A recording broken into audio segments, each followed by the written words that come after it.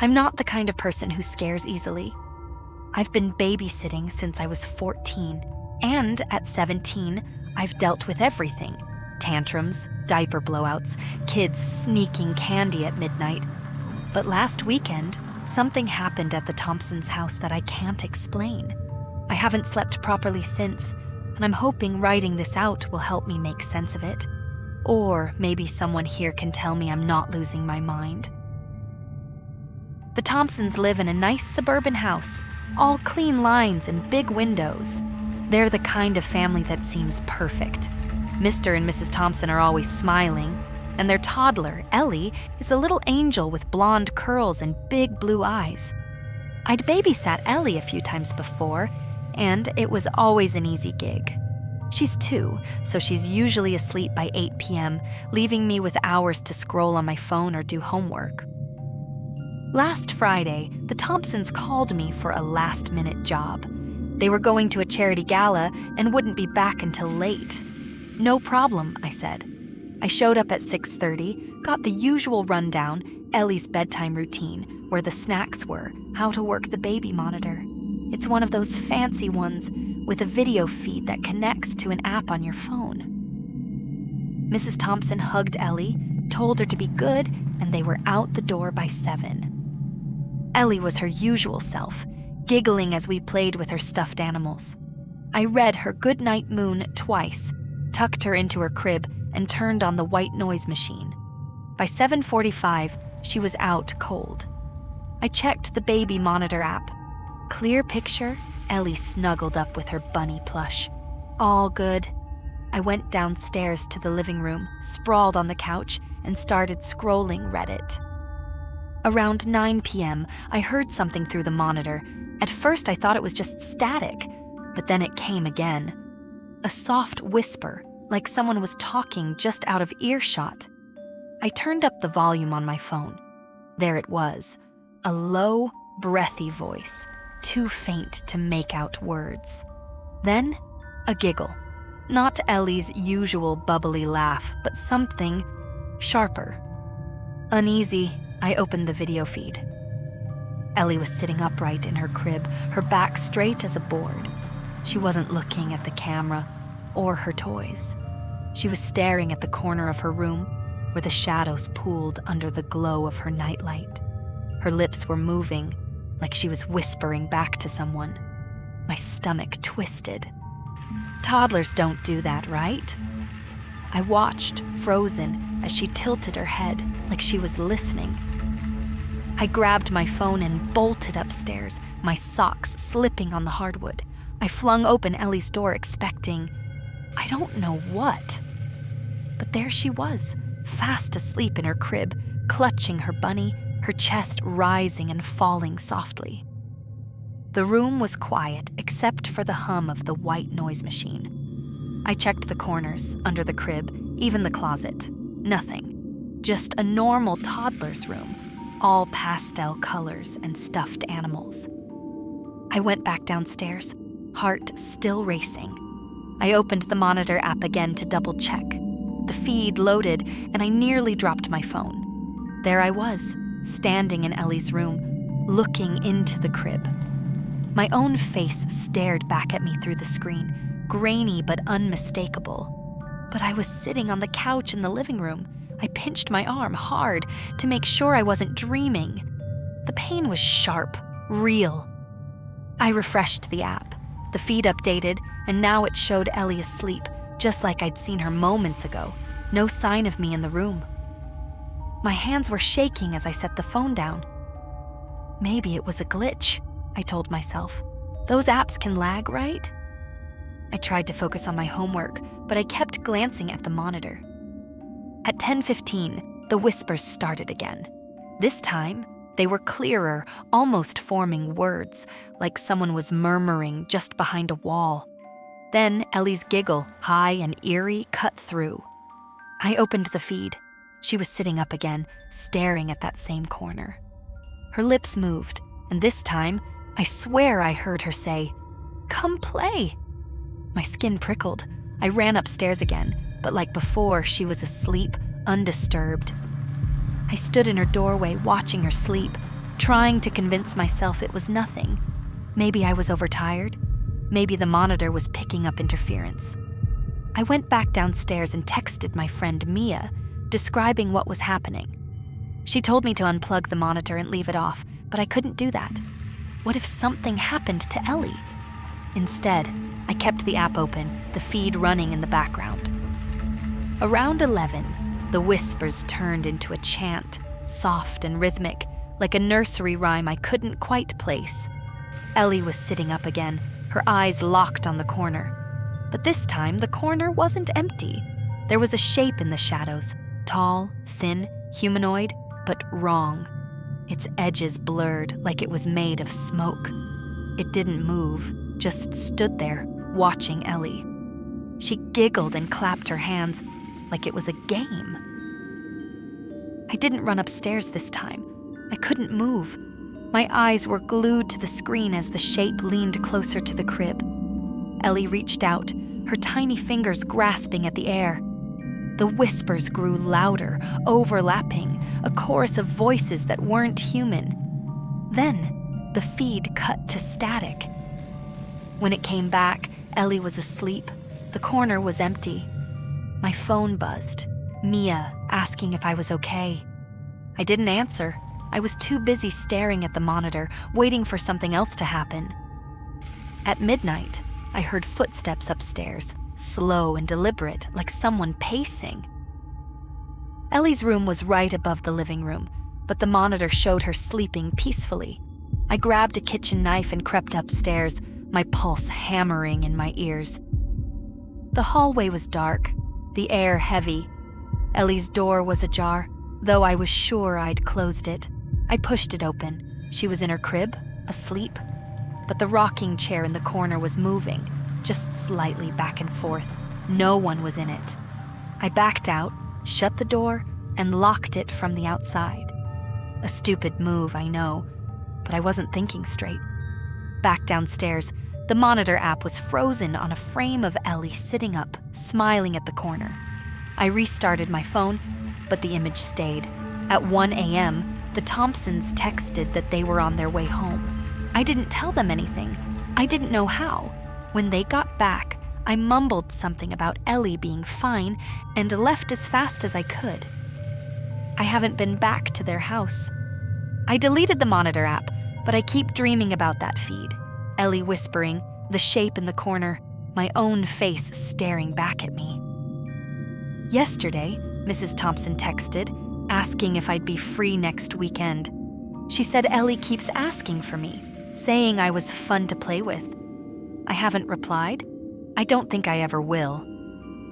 Has anyone else had something like this happen with a baby monitor? I need to know I'm not crazy.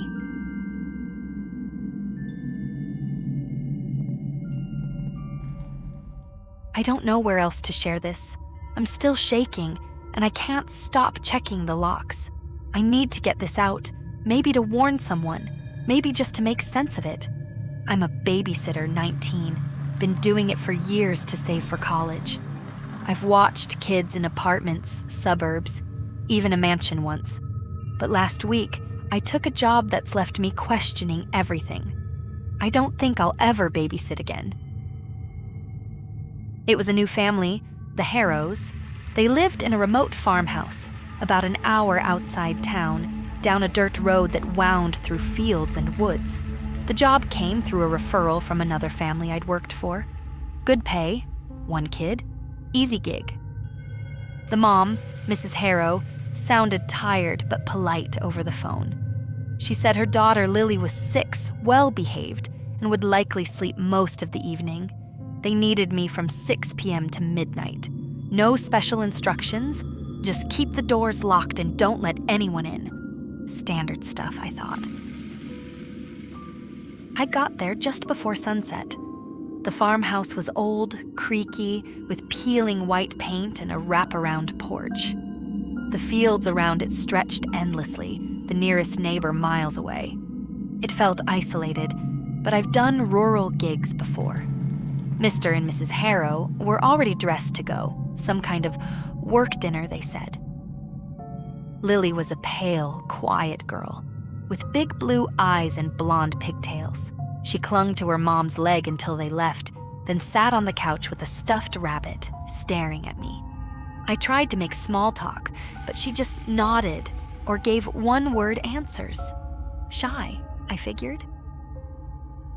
After her parents left, I made her mac and cheese and we watched some cartoons. By 8 p.m., she was yawning, so I took her upstairs to her room. It was small, cluttered with toys and books, a single window overlooking the dark fields. I tucked her in, left a nightlight on, and closed the door. The house was silent except for the hum of the fridge and the occasional creak of settling wood. I settled on the couch with my phone, scrolling Reddit to pass the time. Around 9:30, my phone rang. The screen said blocked number. I hesitated. Telemarketers, probably, but answered anyway. Hello? Silence at first, then a faint whisper, a child's voice, soft and trembling. Don't let her in. I froze. Who is this? Lily, is that you? I glanced at the stairs, thinking maybe she'd snuck to another phone. But the house only had a landline in the kitchen, and I'd have heard her come down. The voice repeated slower. Don't let her in. Then the call dropped. My heart was pounding. I set the phone down and stood, listening. Nothing. I crept upstairs to check on Lily. Her door was still closed, and when I peeked in, she was fast asleep, curled around her rabbit, nightlight casting soft shadows. I exhaled, telling myself it was a prank. Kids in the area, maybe, messing with the new sitter. I locked the front and back doors, double-checked the windows, and sat back down, trying to shake the unease. Then, at 10 p.m., there was a knock at the front door. It was sharp, deliberate, 3 slow knocks. My stomach dropped. The Harrows weren't due back for hours, and no one else should be out here. I tiptoed to the window and peered through the curtain. Standing on the porch, illuminated by the dim porch light, was Lily. Not a girl who looked like Lily. Lily. Same blonde pigtails, same blue eyes, same pink pajamas with cartoon cats. She stood perfectly still, clutching her stuffed rabbit, staring at the door with a small, unnerving smile. I stumbled back, my breath catching. Lily was upstairs. I'd just seen her. I ran to the stairs, taking them 2 at a time, and burst into her room. She was still there, asleep, chest rising and falling. I shook her gently. Lily, wake up. Her eyes fluttered open, confused. What's wrong? Stay here, I whispered, my voice shaking. Don't come downstairs, okay? She nodded, clutching her rabbit tighter. Back downstairs, the knocking came again. 3 slow, steady knocks. I grabbed a kitchen knife and approached the door, my hands trembling. Who's there? I called. A small voice identical to Lily's answered. It's me. Let me in. It's cold. My blood ran cold. It was her voice, but wrong, flat, almost mechanical. I looked through the peephole. She was still there, smiling that same empty smile, her head tilted slightly. Her eyes seemed off, like they didn't catch the light right. I know you're not Lily, I said, trying to sound braver than I felt. Go away. The smile didn't falter. I'm Lily. Please let me in. I'm scared. I backed away, clutching the knife. My phone was on the couch, and I grabbed it, dialing 911. But the call wouldn't connect. No signal.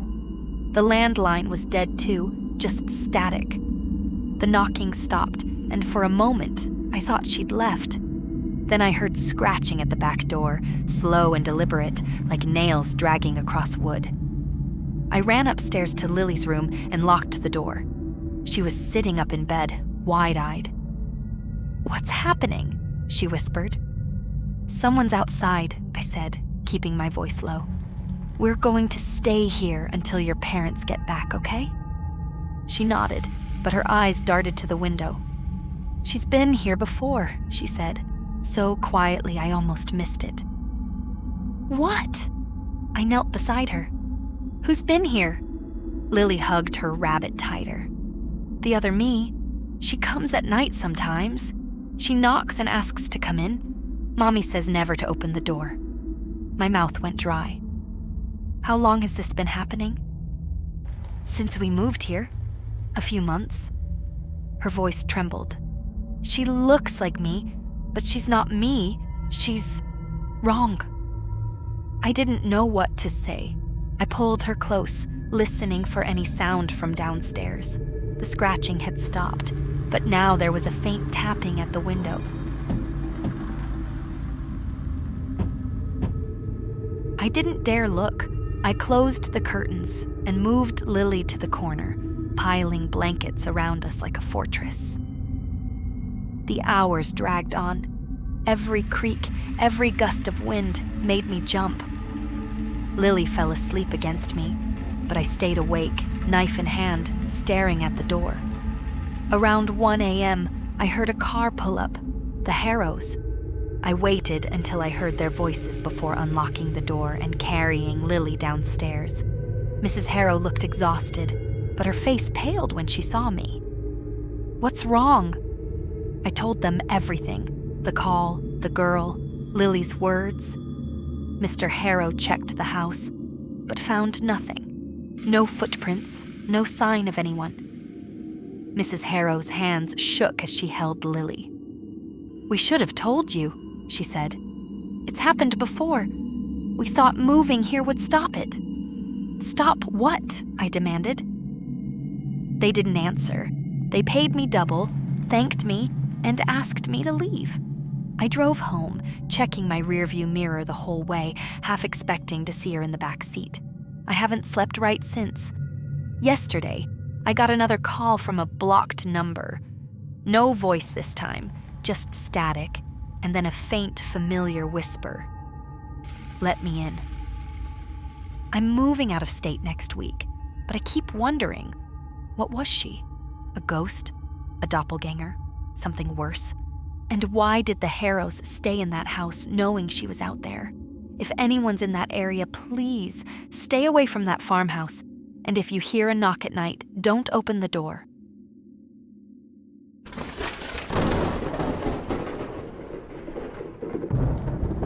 I've been babysitting for the Carters for about 6 months now. They're a nice couple, mid-30s, with a 4-year-old daughter named Mia, who's obsessed with dinosaurs and glitter. Their house is one of those modern suburban builds, open floor plan, sleek furniture, and a big glass sliding door to the backyard that always makes me a little uneasy at night. I don't know why, it just feels like something could be watching from the dark. But the job's easy, the pay's good, and Mia's a sweetheart, so I never thought twice about it. Until last Friday. It was a typical gig. The Carters were out for a work dinner, and I got Mia fed, bathed, and tucked into bed by 8:30. She insisted on me reading her favorite dinosaur book 3 times, but after that she was out like a light. I tidied up the kitchen, did some homework on my laptop, and waited for the Carters to get home. They'd texted around 9 p.m. saying they'd be back by 10:30. So I wasn't worried when I heard the garage door rumble open a little after 10:15. I figured they were just early. I was packing up my books when I heard footsteps upstairs, heavy ones, like someone walking across the hardwood in the master bedroom. I paused, listening. The Carters usually come in through the garage, which leads to the kitchen, and call out to let me know they're back. But no one said anything, just those footsteps, slow and deliberate, moving toward the stairs. "Hey, Mr. or Mrs. Carter?" I called out, my voice a little shakier than I'd like to admit. No answer. The footsteps stopped at the top of the stairs, and then a man's voice, low and calm, said, "Thanks. We're home. You can go now." I relaxed a bit. It sounded like Mr. Carter, same deep tone, same slight drawl. I didn't know why he was upstairs instead of coming down, but I figured maybe he was checking on Mia or grabbing something. "Okay, cool," I shouted back. "I'll head out. Mia was great tonight." I grabbed my backpack and walked toward the kitchen counter to leave my usual note. Just a quick summary of the night for the Carters. That's when I saw it. A post-it note stuck to the counter in Mrs. Carter's neat handwriting. "We had to stay late. Don't open the door for anyone. Call if you need us." My stomach dropped. I read it again, my hands trembling. The note was dated today, with a timestamp, 9:45 p.m. That was barely half an hour ago. If they were still out, who the hell was upstairs? I grabbed my phone and dialed Mrs. Carter. The footsteps started again, coming down the stairs now, slow and steady. My heart was pounding so hard I could barely hear the phone ringing. She picked up on the third ring. "Hey, Sarah, everything okay?" Mrs. Carter's voice was cheerful, but there was background noise. Music, chatter, like she was still at a restaurant. "Mrs. Carter," I whispered, backing toward the garage door. "Are you home? Someone's in the house. A man. He said you were back, but I just found your note." There was a pause, and when she spoke again, her voice was tight with panic. "Sarah, we're still 20 minutes away. No one should be in the house. Get out. Take Mia and get out now." The footsteps reached the bottom of the stairs. I could hear them crossing the living room, heading toward the kitchen. I didn't wait to see who it was. I bolted for the garage, slamming the door behind me and hitting the button to close the outer garage door. I ran to my car, locked the doors, and peeled out of the driveway, my hands shaking so bad I could barely grip the wheel. Then I remembered Mia. I felt sick. I'd left her in the house with whoever that was. I pulled over a block away and called Mrs. Carter again, sobbing. "I'm so sorry. I didn't grab Mia. I panicked." "Sarah, listen to me," she said, her voice trembling but firm. "We're calling the police right now. Stay where you are. Don't go back. We're almost home." I sat there, hyperventilating, watching the minutes tick by on my phone. I kept picturing Mia in her dinosaur pajamas, asleep in her bed, completely unaware of whoever was in the house. What if he heard her? What if he was still there when the Carters got back? I couldn't stop replaying the man's voice in my head. "Thanks, we're home. You can go now." It had sounded so normal, so convincing. But the more I thought about it, the more I realized it didn't sound exactly like Mr. Carter. The drawl was off, like someone trying to mimic him, but not quite getting it right. The police called me about 15 minutes later. They'd searched the house. No one was there. Mia was still in bed, safe and sound, thank God. The Carters were with her, shaken but okay. The cops found no signs of a break-in, no forced locks, no open windows. The only thing out of place was the garage door, which was still open when they arrived. They figured whoever it was had slipped out that way after I ran. But here's the part that's been keeping me up at night. When I went back the next day to talk to the Carters, they showed me their security camera footage. They have one of those ring cameras by the front door and another in the garage. The front door camera showed nothing. No one approached the house all night. But the garage camera, it caught something. At 10:12 p.m., the garage door opened. The camera's motion sensor triggered, and for a split second, you can see a figure step inside. Just a shadow, really, tall, broad-shouldered, wearing a dark jacket. The footage cuts out right after that, like the camera glitched or was turned off. The Carters swear they didn't open the garage remotely, and the police couldn't find any evidence of tampering with the system. I haven't been back to babysit since. The Carters don't blame me, but I can't shake the guilt of leaving Mia behind, even for a few minutes. I keep thinking about that note. Don't open the door for anyone. I didn't open any doors. but someone got in anyway. And I can't stop hearing that voice, so calm, so sure, telling me I could go home. The worst part?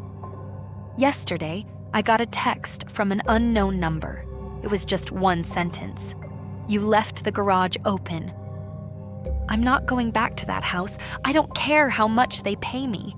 But I can't shake the feeling that whoever was there, they know where to find me.